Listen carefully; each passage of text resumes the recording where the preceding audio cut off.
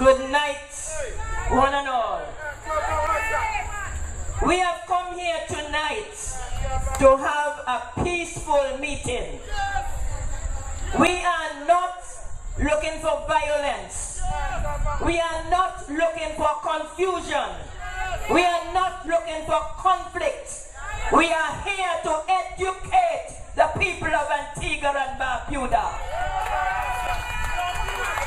I want you to realize that when it comes to doing the dirty work, they come for us black people. When it comes to giving concessions, it goes to the other people. Why do we continue to be used by the powers that be? Is it because we do not have any self-esteem? Is it because we cannot think of ourselves as we ought to? That we are a people, a proud people, a black people? Is it because we think that if it's black it's dirty? That because I grew up in a small neighborhood I cannot excel? Let me tell you here tonight, I have lived in Tinning Village. I have lived at Kentish Road. I lived here at number 2 New Street. I lived at Old One Way. I lived in Parham. I lived at St. George's Street. Yes, my mother had it hard, and so she moved from one place to the other.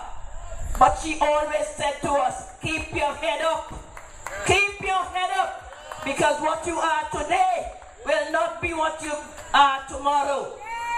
And I say to you, my people, do not let anyone hold you down. We have education. We have education. And if we have an education, then it should produce a change in our behavior. Education produces a change in behavior.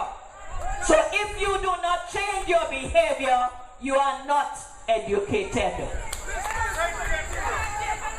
I come to you tonight to share with you some of my concerns and the concerns of the True Labour Party.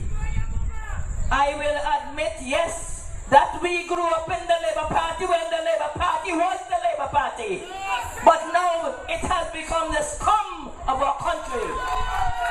I will say to you that my mother, Mildred Bailey, Senator, first Senator of Antigua, stood up on the ALP platform to perform for the Labour Party. That she sang at whatever functions they had to make money. That she sold food.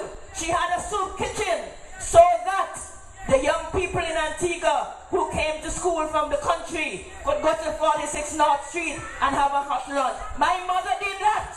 She paid her dues. But what she left is not what is there anymore. The vision of V.C. Bird and Mildred Bailey is not the vision of the present Labour Party. And I say to you, my people, when the vision has been lost, then the people have no hope. Today, a people who thought that their future was secure with Labour now find that it is not so. Education, education, according to Sparrow, tells us that if we learn, then we can earn our living. If we learn, we can earn. But here it is, we have many young people out there with their CXC subjects and they cannot get a job. Look at what is happening to our young people. The majority of them have become security guards. Why have they become security guards? Because there are no jobs for them. There are no jobs for them.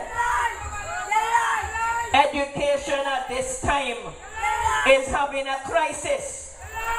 There is a crisis in the education system.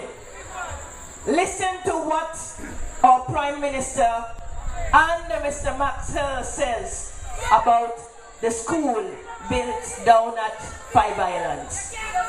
The school at Five Islands was built to ease the pressure of the other schools here in St. John's.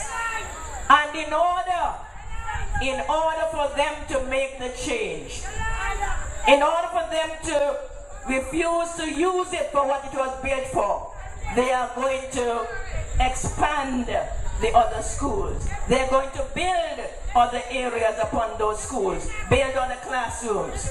Why are you going to build classrooms to ease the pressure when you already have a place built to ease the pressure?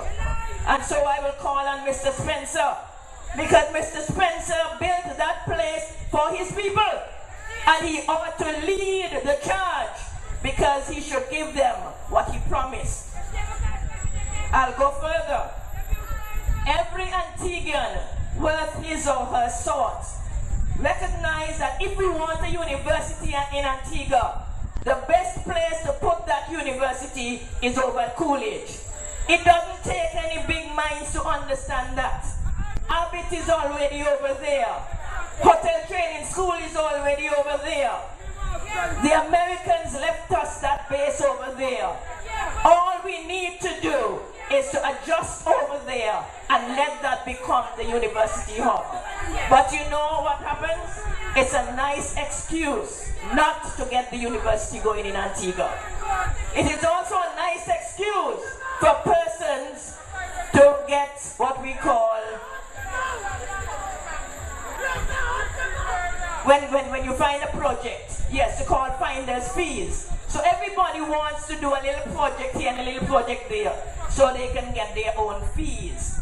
I'm saying to you, my people, rather than trying to build something now, why not ease the pressure by using Five Island School? There are persons who have done the study. There are persons who know about that building. But you know what happened? We don't want to listen to them. We don't want to hear from them. And all it is saying to us is that our leaders do not care about what we think or about what we do. They just say, do as I say, and that is it.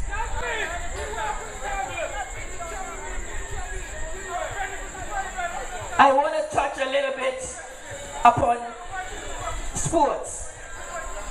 Just the other day, we had some young people up at Yasco running. And as I watched them with the eagerness that they ran, I said to myself, what do we have in place for them? I spoke to someone who understands what the track is like. And the person said to me, the track is not good. It is damaging our young people. What can we do about that? I hear that there is going to be a resurfacing of the track during the summer. I do hope that it happens, because for some of our children, they can only elevate through the sports.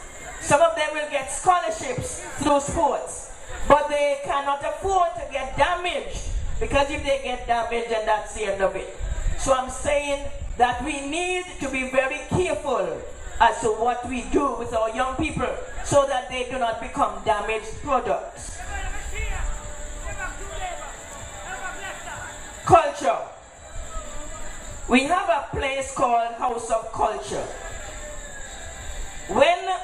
the Parliament building, the old Parliament building, was vacated when everybody came out and decided to get a new Parliament building. The old Parliament building became the House of Culture. And I hoped that somehow there would have been a vision for that place. If we look at it carefully, there's a lovely gallery. And down at the bottom would have been a good setting for us to have productions. But you know what happened? Some persons cannot see beyond their noses. And as a result, that place has been just put down there. We have nothing cultural for our people. Yes, CXC now has a subject called drama. And our young people who are interested in drama are seeking ways and means of getting that certificate. But we do not really have any place in Antigua to do productions.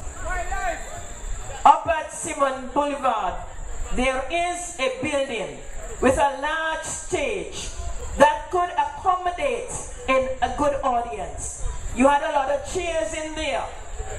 One of the few places in Antigua that we could put productions. One of the few places that we could call a town hall meeting, and it accommodated a good number of persons. What has happened to that place?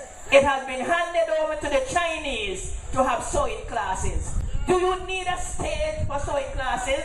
Do you need a building of that nature for sewing classes? The government has so many buildings, yet they chose one of the few places that we have to accommodate cultural expressions, and we turn it into a sewing class for the Chinese. I have been to Grenada, I've been to St. Lucia, I've been to Dominica, and when they have anything, there is a large building. The one in Grenada is called the Free Trade building. And when we went there to have our courts reading competition, that place could hold all the school children. And I asked myself, why is it in Antigua we cannot have a building of that nature? But when I came back home, what happened? The one building we have has gone to the Chinese for sewing classes. We have multi-purpose center. That too needed some upgrading. Tim O'Reilly and Dean William Lee. That's all we have in Antigua. We need a proper place in Antigua so that we can have cultural expressions. We can have our children going on stage and dramatizing, learning to speak properly, not being afraid of the crowd or the heckling. We need to develop our young people so that they can stand up and be counted. But we don't have that opportunity here. I go further. Once, whenever anything was happening in our country, we would see a signboard that tells us what's happening. Now that doesn't happen. The other day I went up by Crabs and I saw a little road that led to the water where we could go and fish. And I said, oh, I'm going to check this one out. In 2 weeks' time, I saw some little flags on the floor, on the ground. And then, fence. Who is fencing? What is happening? Nobody knows. And that's what's happening to our land in Antigua. You see a piece of land today, tomorrow you see some little flags, tomorrow it's fenced. And what happens? Nobody knows what's happening to that land. So that land has been fenced on the eastern side of Parum.